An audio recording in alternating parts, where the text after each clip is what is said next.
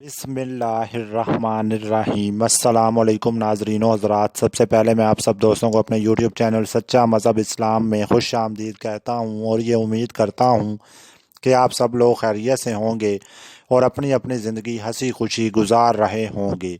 आज की मेरी इस वीडियो में बताया जाने वाला वजीफ़ा ऐसे तमाम अफराद के लिए है जिनको खांसी का मर्ज़ है और वो उनकी खांसी ख़त्म होने का नाम ही नहीं ले रही, जिसकी वजह से वो बहुत ज़्यादा उलझन का शिकार हैं और बहुत ज़्यादा परेशान हैं और चाहते हैं कि कोई ना कोई ऐसा तरीका या वजीफ़ा हो जिसके करने से उनकी खांसी दूर हो जाए।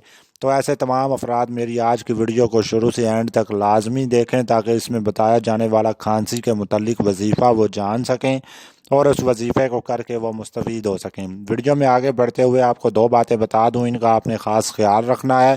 पहली बात यह है कि जब भी वजीफ़ा करें, वजीफ़ा करने से पहले 5 वक्त की नमाज बाकायदगी के साथ पढ़ने की आदत अपना लें।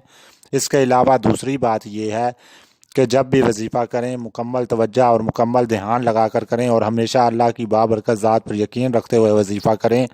अगर आप ये दोनों बातों पर ख़ास यकीन रखते हुए और ख़ास अमल रखते हुए वजीफ़ा करते हैं और ये दोनों बातों का ख़ास ख्याल रखते हैं तो इंशाअल्लाह अल्लाह पाक के फजलो करम से वजीफ़ा आपके लिए यकीनी फ़ायदा मंद साबित होगा। वीडियो में आगे बढ़ता हूँ और मज़ीद देर किए बगैर आपको आज का वजीफ़ा बताता हूँ।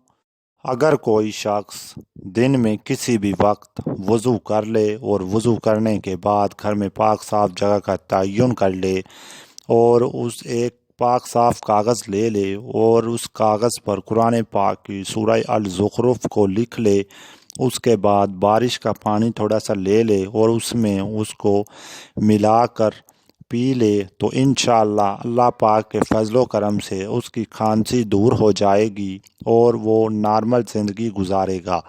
ये थी मेरी आज की वीडियो। अगर अच्छी लगी हो तो इस वीडियो को लाइक करें और मज़ीद वीडियोस के लिए मेरा यूट्यूब चैनल सब्सक्राइब करें। मिलता हूँ एक नई वीडियो के साथ। अल्लाह हाफ़िज़।